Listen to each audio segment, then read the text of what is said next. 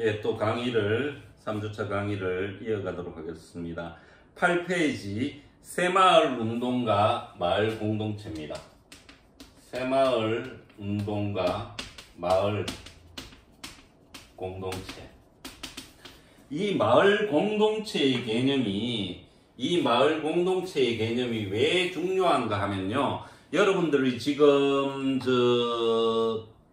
대구시도 마찬가지입니다. 이래 다니다 보면 마을 공동체 사업, 무슨 사업 그러면서 이 공동체를 내세우는 사업들을 많이 하고 있습니다. 그러니까 이런 거죠. 1970년대에 새마을 운동을 할 때에는 어떤 마을 공동체라는 네트워크나 가치가 충분히 이제 형성이 되었지만 지금 도시화 산업화 되는 과정에서 그런 부분들이 많이 희석되었기 때문에 여러 가지 사업을 통해서 이 마을 공동체를 복원을 하자 이렇게 됩니다. 이렇게 되는데 지금은 이제 예전과는 달리 우리나라의 산업 구조도 바뀌고 많은 지리적 변화를 해서 농촌보다는 도시 쪽으로 많은 중심축이 이동이 되었죠.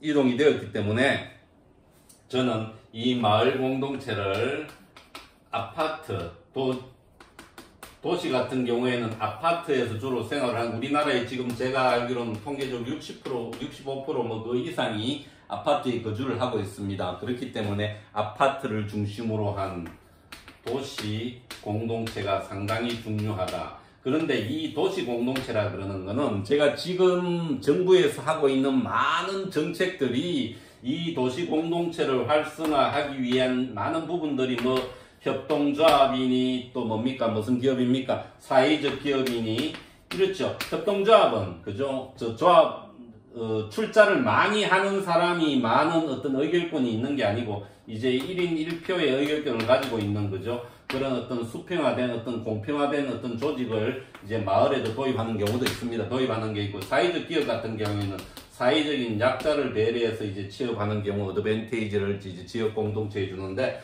저는 이거보다 가장 시급한 거는 자생적인 공동체의 역량을 가질 수 있도록 이 도시 공동체의 기반을 마련하는 게 무엇보다 중요하다고 생각하고 있습니다. 무엇보다 중요하다고 생각하고 있기 때문에 제가 강의 시간에도 이런 이야기를 많이 합니다.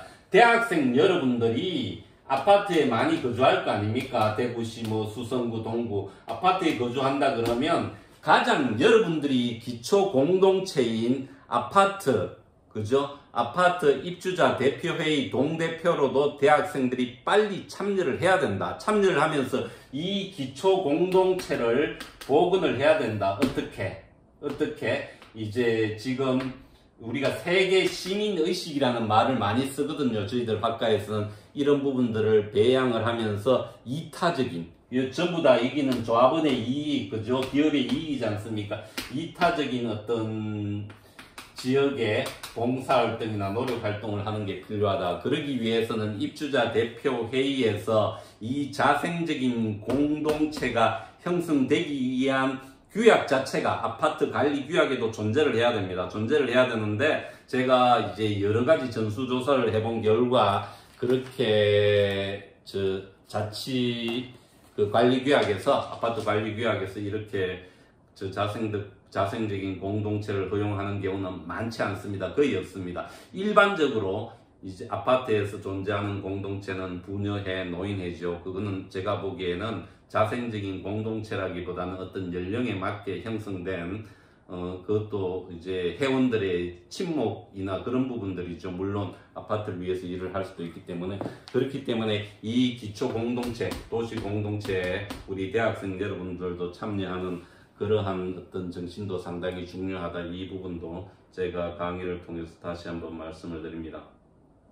그러니까 이제 기초자치단체나 중앙정부에서 마을 만들기, 공동체 이런 이야기를 하고 있지만 제가 말씀드리는 거는 1970년대의 한국 농촌 마을과 같이 긴밀한 네트워크를 통해서 자생적으로 공동체를 형성되는 경우는 극히 드물다. 그렇기 때문에 중앙정부나 지방자치단체에서도 이런 협동조합이나 이런 형태로 단체 이익을 추구하는 것보다는 지역 공동체를 위해서 봉사하고 나누고 이런 단체를 활성화시키는 기초 작업도 충분히 필요하다. 그러기 위해서는 이 관리규약 부분이 가장 중요한데, 그러한 의식 자체가 없으니까 우리 도시 공동체는 자생적인 공동체가 탄생하기에는 상당히 태생적으로 한계를 안고 있다. 저는 그렇게 결론을 내리고, 자, 10페이지 한번 보십시오. 새마을 개발과 새마을 ODA입니다.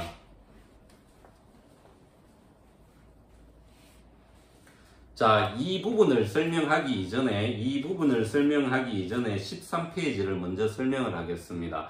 제가 이렇게 표를 통해서 개념 규정을 하는 게 다소 무리일 수 있습니다. 개념 정의를 하는데. 그렇지만 제가 이렇게 약간의 어떤 이론적인 부담을 안고 있지만 이렇게 규정을 내리는 거는 그동안 여기에 대한 개념 규정이 너무나 없었기 때문에 학생들이 조금 더 이해를 쉽게 하기 위해서 내리는 거니까 이게 절대 진리는 아닙니다. 진리는 아니고 우리 학생들, 전공하는 연구자들하고 저하고 계속 이런 이론들은 디벨롭 시켜야 되는 부분입니다. 자, 보십시오. 새마을 ODA 사업입니다. 이 사업을 넣어봅시다. 사업을 넣고, 그 다음에 글로벌 새마을 사업을 넣고, 이 새마을 ODA 같은 경우에는 공적인 영역이다. 공적인 영역, 퍼블릭, 그죠? 그 다음에 글로벌 새마을 영역은 사적인 영역이다. 민간적인 영역이죠. 프라이빗으로 합시다. 그러면 새마을 개발은 이걸 플러스한 개념이다. 새마을 개발 사업은. 이렇게 이해를 하면 됩니다. 여기서도 제가 한번 퀴즈를 내볼까요?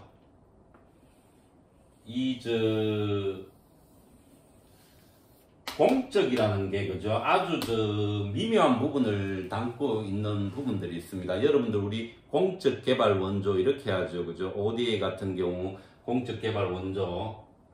그 다음에, 여기에서는 새마을 ODA, 새마을 공적 개발 원조가 되는데, 이 공적이라는 말은 정부라는 개념에서 한 걸음 더 들어가야 됩니다. 정부라는 개념이지만, 정부, 민간이 아니고 정부라는 개념을 가지면서 인정받은 단체. 이렇게 하면 조금 더 여러분들이 이해를 하기 쉬울 겁니다. 그렇게 여러 가지 정부 기관, 정부 부처가 있지만, 그죠? 인정받은 데서 하는 거다. 자, 다시 개념 정의합니다. 새마을 ODA 사업은 공적인 자금이나 주체가 되어서 하는 사업을 말한다. 그 다음에 글로벌 새마을 사업 같은 경우에는 민간 영역, 대학교나 연구소나 그죠? 에서 한다. 민간 영역이지고, 그 다음에 이 둘을 합친 게 새마을 개발 사업이다. 이렇게 이해를 해주시면 좋겠습니다. 물론 지금 현 시점에서는 정부에서 적극적으로 이 민간 영역에 자금이 투입이 되지 않기 때문에 이 부분이 뭐 80% 이상, 그죠? 90% 이상이 될 때도 있지만, CJ 같은 경우 영남대학교하고 새마을 사업을 하면서 했던 그런 사례도 충분히 있기 때문에 이런 영역도 존재한다. 그리고 학자에 따라서 이걸 글로벌 새마을, 또 경상북도는 새마을 세계화 사업이라는 말을 씁니다. 여러 가지 용어를 쓸 수 있지만 제가 이 교재에서는 여러분들이 이해를 돕게 하기 위해서 새마을 ODA만큼은 어떤 퍼블릭의 영역에서, 공적인 영역에서 주체가 되고 재원이 되는 부분을 이야기한다. 그 다음에 이제 글로벌 새마을 사업 같은 경우에는 약간의 무리가 있지만 민간이나 이제 사적인 영역에서 이루어지는 새마을 사업을 말한다. 그러면 이 둘을 합쳤는 게 새마을 개발 사업이다. 이렇게 제가 정의를 내리도록 하겠습니다. 그러면 다시 한번, 앞으로 오기 전에, 그러면 왜 새마을 개발 사업이 중요한가 하면 이 새마을 개발 사업은 국제규범 SDGs하고 연계되어야 되기 때문에 중요하다. 요 교재에 나와 있습니다. 그렇게 이해를 하시면 됩니다. 자, 다시 한번 조금 풀어서 설명을 해보겠습니다. 자, 10페이지 한번 보십시오. 새마을 개발과 새마을 OD에 대한 정의를 내립니다. 새마을 개발에 대한 개념은 여러분들이 충분히 읽어보시면 됩니다. 읽어보시면 되고, 지역개발, 지역사회 개발 그 부분은 뒷부분에 설명을 하기 때문에 이제 10페이지는 여러분들이 그냥 읽어보십시오. 읽어보고 제가 결론을 내린 부분이 11페이지에 있습니다. 새마을 개발은 1970년대의 새마을 운동을 기본 원리로 변화하는 환경에 대응한 실천적 개발 논리로 마을 주민의 삶의 질 향상을 목표로 마을 공동체가 바람직한 변화를 계획적으로 모색하려는 노력 활동으로 요약할 수 있다. 이렇게 됩니다. 그리고 새마을 ODA의 개념, 새마을 ODA 개념은 아까 이야기했다시피 재원이나 주체 자체가 중앙정부, 지방정부, 그죠? 그렇게 될 때 중앙정부, 지방정부 그 산하 정부 기관에서 될 때 코이카 같은 경우에 해당이 됩니다. 그리고 이제 경상북도 같은 경우에는 새마을 사업을 위하여 새마을 세계화 재단이라든지 이런 단체를 만들었기 때문에 이제 그런 부분을 이제 지자체 단위에서 기관 또 중앙 단위에서 기관 이렇게 생각을 해보시면 됩니다. 그리고 이제 12페이지 일부 학자는 새마을 ODA 사업은 쭉쭉 이런 내용들이 있습니다. 이 학자나 공부하는 이제 영역에 따라서 약간의 개념 정의는 다를 수 있지만 저는 이렇게 이제 교재에 나와 있는 것 같이 개념을 내리도록 하고 국제사회의 하도인 지속 가능한 발전 목표하고 연계되어야 된다. 새마을 개발을 그렇게 인용을 하고 자 14페이지 지역개발과 지역사회개발을 하기 전에 제가 개발과 발전의 개념에 대해서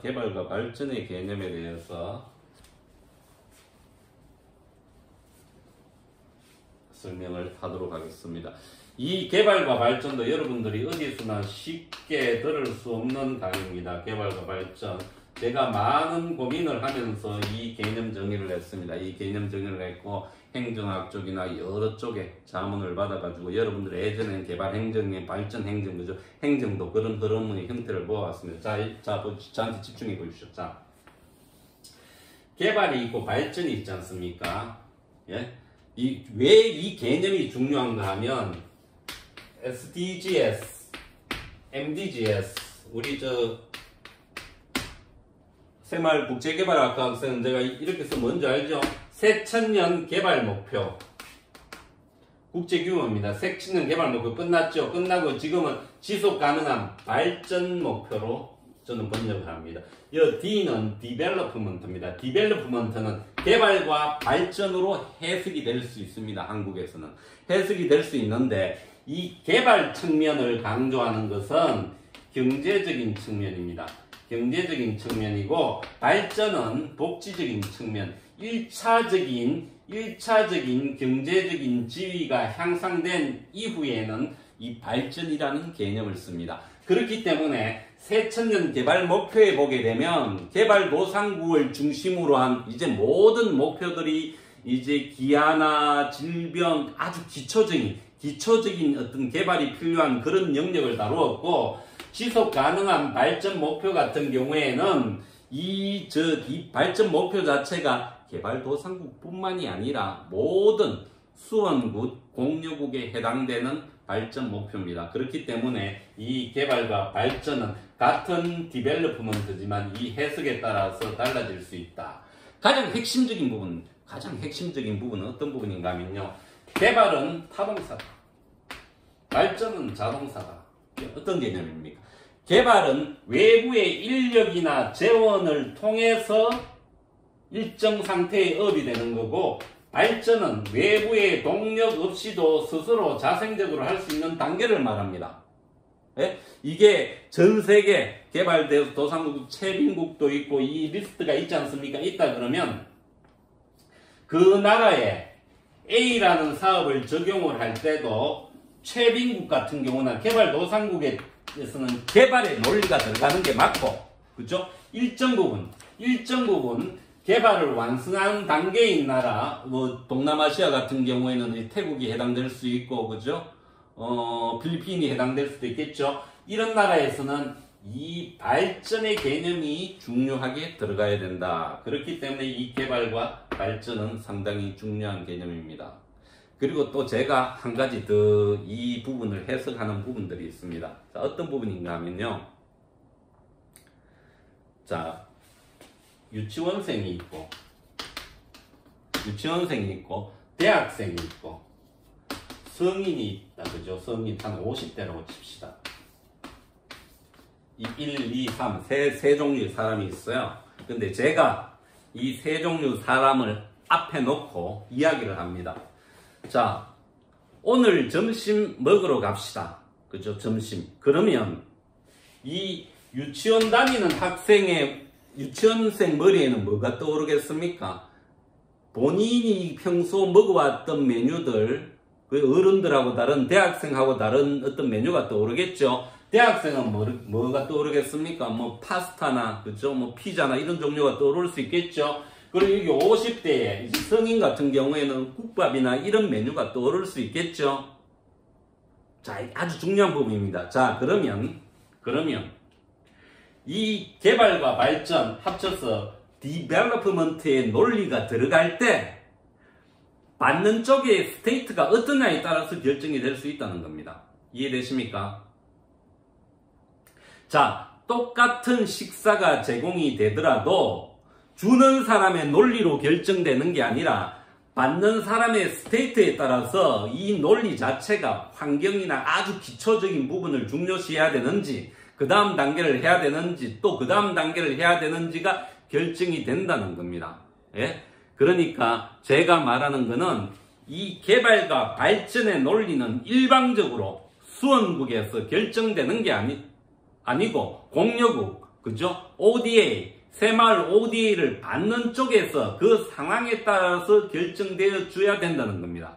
그렇기 때문에 이게 일정 부분 나라의 어떤 수준이라고 말하면 좀 그렇겠지만 그 차이를 나타내는 용어일 수도 있습니다. 그러니까 이러죠. 자, A라는 나라에서 A라는 수원국에서 A라는 공여국에서 쉽게 이야기합시다. A라는 선진국에서 B라는 개발도상국을 도와준다는 거죠. 도와주는데 B라는 나라 자체가 개발도상국, 최빈국일 경우에는 완전히 기초적인 개발에 대한 어떤 논리가 들어가야 되기 때문에 단순하게 새천년 발전 목표로 해가지고 양성평등이라든지 물론 중요하겠죠. 그런데 먹고 살고 아주 기초적인 어떤 의료나 이런 게 취약한 상황에서 범죄를 없애고 치안을 이렇게 돼버리면 이 나라에서 받는 입장에서 우리는 지금 개발 중에서도 아주 최하 단위를 원하고 있는데 이 주는 쪽에서는 국제사회 규범이 이렇기 때문에 이렇게 하는 거는 좀 무리가 있다. 그죠?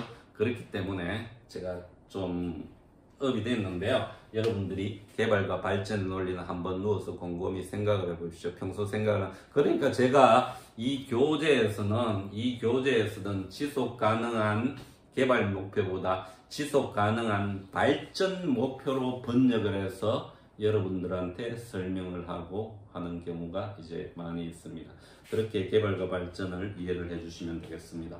자, 그러면 교재를 한번 보십시오. 17페이지 개발과 발전의 개점, 개발에서 발전의 전환, 농촌사회에서 도시사회 이렇게 되어 있죠. 여러분들이 제 강의를 들었기 때문에 읽어보면 이해가 쉽게 될 겁니다. 쉽게 되고, 자, 18페이지. 그러면 제가 이야기하는 발전의 방향과 내용은 앞으로 어떻게 해야 되느냐, 그죠? 이 지구촌에서 정치, 경제, 사회, 문화, 생태, 정신, IT 이런 쪽으로 다원화되어서 앞으로 이제 발전이 되어야 된다. 이렇게 되어 있습니다. 그러니까 발전의 방향과 내용은 이렇게 되어야 된다. 제가 여러분들한테 한 가지 더 과제를 주겠습니다. 통계적으로 지금 이 강의는 주 야간을 합해서 한 80명 정도가 수강을 하고 있습니다. 수강을 하고 있기 때문에 제 강의를 듣는 학생 중에 통계적으로 한두 명은 공부를 더 지속하려는 학생들이 있습니다. 이 분야에 대해서 더 많은 관심을 가지고 있는데, 제가 지금 내는 교재가 새마을 개발론이죠. 개발론이다 그러면 여러분들이 제 강의를 듣고 이후에는 새마을 발전론이 나와야 됩니다. 교재 자체가. 이해되십니까? 이해된다 그러면 여러분들은 제 이야기가 전달이 되는 학생 같은 경우에는 일정 부분 공부를 지속해도 된다. 왜? 모든 논리에서 이 개발과 발전이 적용되기 때문에 새마을 운동에서 새마을 개발에서 그 다음에는 새마을 발전의 단계로 나아간다. 이 발전의 단계에는 선진국을 포함해서 저 개발도상국까지 모든 지구촌을 망라하는 원리와 개념과 실천 기법이 담겨야 된다. 그렇기 때문에 이 새마을 개발은 중요한 이론으로서 토대로서 자리를 한다. 이렇게 되어 있습니다.